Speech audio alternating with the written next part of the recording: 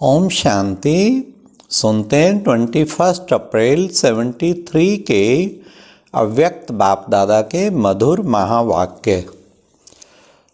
आज की अव्यक्त वाणी का टाइटल है जैसा नाम वैसा काम। आज की मुरली में बाप दादा ने महान आत्मा किसे कहा जाता है इसकी परिभाषा दी। साथ साथ हम सब पोता मेल तो रखते हैं, लेकिन आज बाबा ने बताया कौन सा पोता मेल सब बच्चों को चेक करना है। फिर एक बाबा ने मैथमेटिक्स बताया कि भविष्य में जो पूजनीय बनेंगे उसका क्या हिसाब है। साथ साथ बाबा ने सभी प्रकार की कमजोरियों का ग्रहण किस महादान से झट छूट जाएगा। तो आओ सुनते हैं 21 अप्रैल 73 की मुरली। जैसा नाम वैसा काम। पूजनीय बनाने वाले, परम पूज्य पिता राजयुक्त बनाने वाले, राजदार वरदानी महादानी मधुबन निवासी बहनों को बहन देखकर शिव बाबा बोले, इस ग्रुप को कौन सा नाम कहेंगे? मधुबन निवासियों को क्या कहा जाता है? जो भी यहाँ बैठे हैं सभी अपने को ऐसा पदम भाग्यशाली समझ करके चलते हो। मधुबन निवासियों के कारण ही मधुबन की महिमा है। मधुबन का वातावरण बनाने वाले कौन? तो जो मधुबन की महिमा गाई हुई है, क्या वही महिमा हर एक अपने जीवन में अनुभव करते हो? मधुबन को महान भूमि कहा जाता है, तो महान भूमि पर निवास करने वाली अवश्य महान आत्माएं ही होगी। तो वे महान आत्माएं हम हैं। क्या इस रूहानी नशे में रहती हो?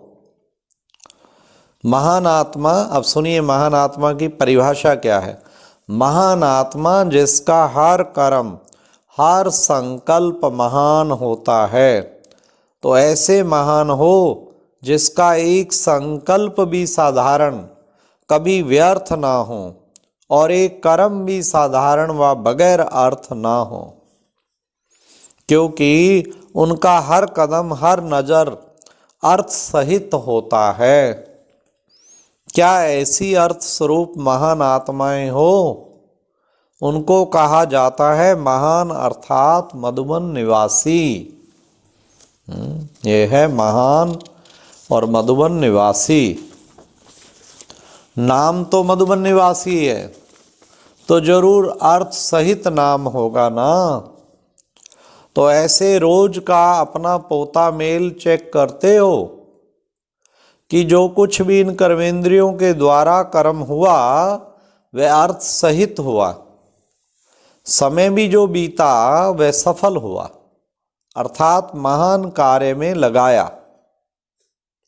ऐसा पोता मेल अपना देखती हो कि छोटी मोटी बातें ही देखते हो? जो समझते हैं कि इसी प्रकार से हम अपनी चेकिंग करते हैं तो वे हाथ उठावें। महान आत्माओं के हर कर्म के चरित्र के रूप में गायन होता है। महान आत्माओं के हर्षित मूर्त, आकर्षण मूर्त और अव्यक्त मूर्त का मूर्ति के रूप में यादगार है। ऐसे अपने को देखो कि सारा दिन में जो हमारी मूर्त व सीरत रहती है वह ऐसी है जो मूर्ति बन पूजन में आए, और हमारे कर्म ऐसे हैं जो हमारे चरित्र रूप में गायन है वैसे हैं। यह लक्ष्य है ना। जब यहाँ लक्ष्य सीखने व पढ़ने आते हो तो अंतिम लक्ष्य क्या है? संगम युग का लक्ष्य क्या है? यही है ना। संगम युग का कर्म ही चरित्र के रूप में गायन होता है। संगम युग के प्रैक्टिकल जीवन देवता के रूप में पूजे जाते हैं। तो वह कब होगा? अभी का गायन है तो अभी ही होगा ना। क्या सतयुग में ऐसे बनेंगी? वहाँ तो सभी हर्षित होंगे। तो यह हर्षित मुख है, यह भी कहेगा कौन? यह तो अभी ही कहेंगे ना। जो सदा हर्षित नहीं रहते हैं वही वर्णन करेंगे कि हर्षित मुख हैं। ऐसी मूर्त व ऐसे कर्म प्रैक्टिकल में हैं। जैसे अभी सुनने के समय मुस्कुराते हो अर्थात महसूस करते हो, वह मुस्कुराना कितना है, महसूस करते हो तब तो मुस्कुराते हो। तो ऐसे ही हर रोज अपनी कर्म की महसूसता व चेकिंग करने से कोई भी पूछेगा तो फौरन जवाब देंगे। अभी सोचते हो कि हाथ उठावें कि नहीं उठावें, फलक से हाथ क्यों नहीं उठाते हो, संकोच भी क्यों होता है, कारण। तो ऐसे ही अपनी संपूर्ण स्टेज को स्वरूप में लाओ, सिर्फ वाणी में नहीं लेकिन स्वरूप में। जो कोई भी आप लोगों के सामने आए तो जैसे कि आपके जड़ चित्र के आगे जाते ही उनको महान समझते, अपने को पापी और नीच सहज ही समझ लेते हैं, अर्थात एक सेकंड में अपना साक्षात्कार कर लेते हैं। मूर्ति कहती तो नहीं कि तुम नीच हो, लेकिन स्वयं ही साक्षात्कार करते हैं। हाँ, बोलते हैं ना मूर्तियों के सामने, मैं मूर्ख खल कामी पाप हरो धरता, कैसे बोलते हैं एक्सेप्ट कर लेते हैं। ऐसे ही आप लोगों के सामने कोई भी आए तो ऐसे ही अनुभव करे कि यह क्या है और मैं क्या हूं। यह स्टेज आनी तो है ना, तो कब आएगी, जबकि ज्ञान का कोर्स समाप्त हो, रिवाइज कोर्स चल रहा है, तो सिर्फ थ्योरी में रिवाइज हो रहा है या प्रैक्टिकल में।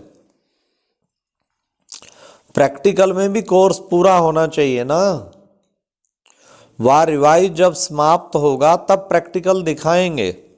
क्या सोचा है, क्या इसके लिए समय का इंतजार कर रहे हो?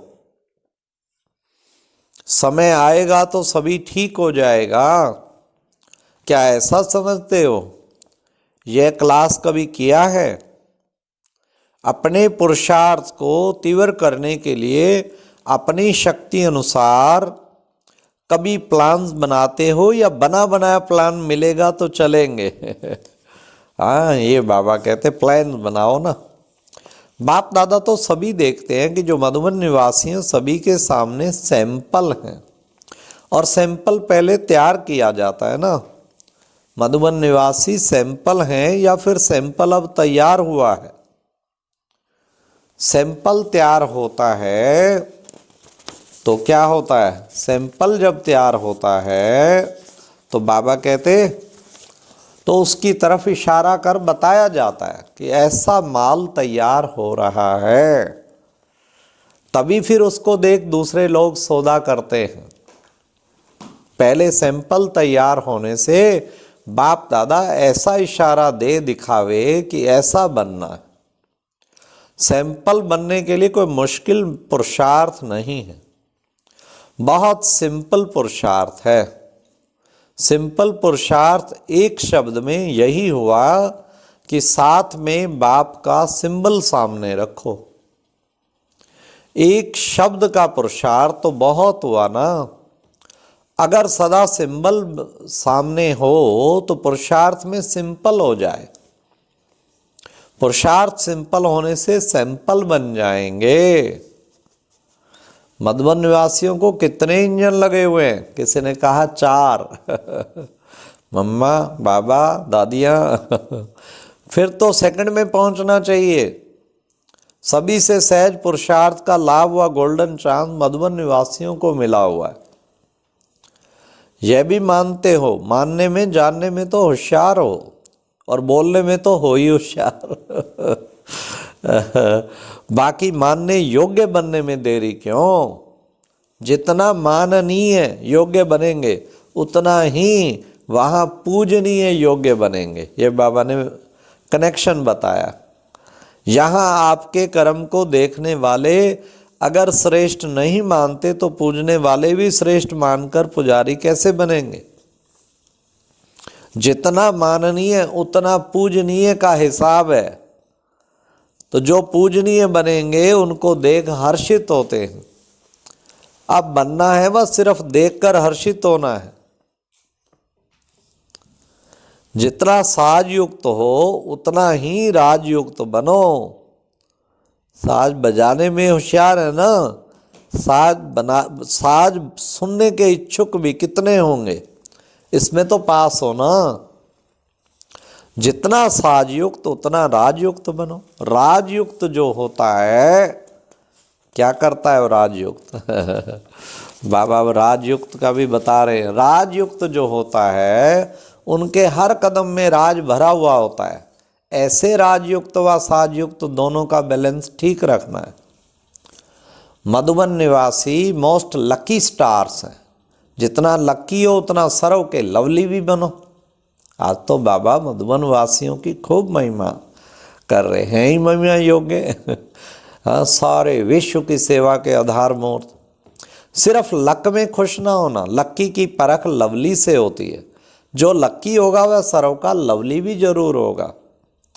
अभी देखते और चलते सर्व को स्नेह देने व करने का कार्य करना है। ज्ञान देना और लेना यह स्टेज तो पास की, अभी स्नेह की लेन देन करो। जो भी सामने आए, संबंध में आए तो स्नेह देना और लेना है। इसको कहा जाता है सर्व के स्नेही व लवली। ज्ञान का दान ब्राह्मणों को तो नहीं करना है, वह तो अज्ञानियों को करेंगे। ब्राह्मण परिवार में फिर इस दान के महादानी बनो। जैसे गायन है ना, दे दान तो छुट्टे ग्रहण। जो भी कमजोरियां रही हुई हैं सभी प्रकार के ग्रहण इस महादान से छूट जाएंगे। समझा? अभी देखेंगे इस दान में कौन कौन महादानी बनते हैं। स्नेह सिर्फ वाणी का नहीं होता, लेकिन संकल्प में भी किसके प्रति स्नेह के सिवाय और कुछ भी उत्पत्ति ना हो।